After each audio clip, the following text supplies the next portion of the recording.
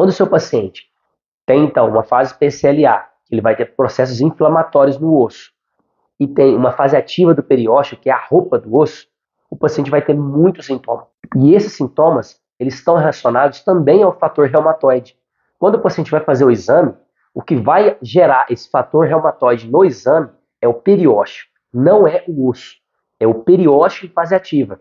E isso vai relacionar-se com o fator reumatoide, tá?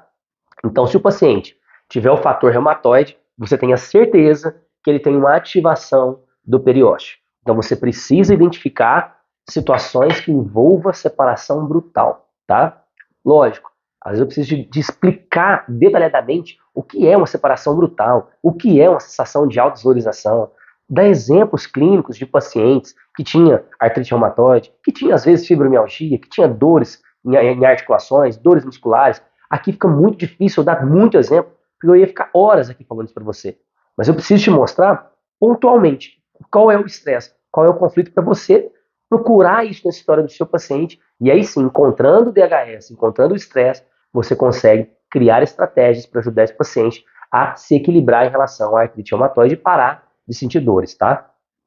E aí o seu paciente, então, está lá com o diagnóstico de artrite reumatoide, você identificou que ele viveu uma sensação de autodesvalorização, de impotência, e está vivenciando um conflito de um estresse específico relacionado à separação brutal.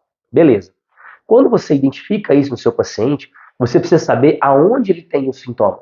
E tem um detalhe mais importante ainda. Se esse paciente ativar os túbulos coletores renais, ele vai começar a reter líquido durante a fase ativa do estresse. E aí imagina o seguinte, se você tem aqui uma inflamação do osso, começa a pressionar, começa a fazer isso aqui, ó. Começa a pressionar o periósteo, que é ricamente inervado, muito sensitivo.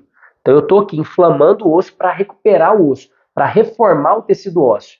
Se eu estou reformando, está inflamando, estou em fase exudativa, está tendo edema, inchaço, calor, tudo que você possa imaginar que vai incomodar o paciente porque vai ter uma distensão, o tecido aqui vai ficando lácido, flácido, e ele acaba tendo edema e comprime o periósteo. Se eu tenho uma compressão do periósteo, o paciente vai sentir muita dor. E ao sentir muita dor, o paciente agora ainda retém líquido devido à ativação dos tubos coletores renais.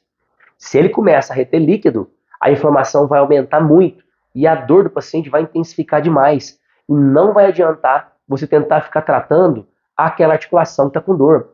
Ficar tratando aquele sintoma com remédios, com fisioterapia convencional, com medicamentos, com procedimentos de infiltração, bloqueios anestésicos. Nada disso vai funcionar. Você precisa tratar primeiro a retenção de líquido, porque aí você vai conseguir diminuir a inflamação, a dor do paciente vai diminuir, e aí sim você consegue fazer um tratamento mais efetivo para o seu paciente.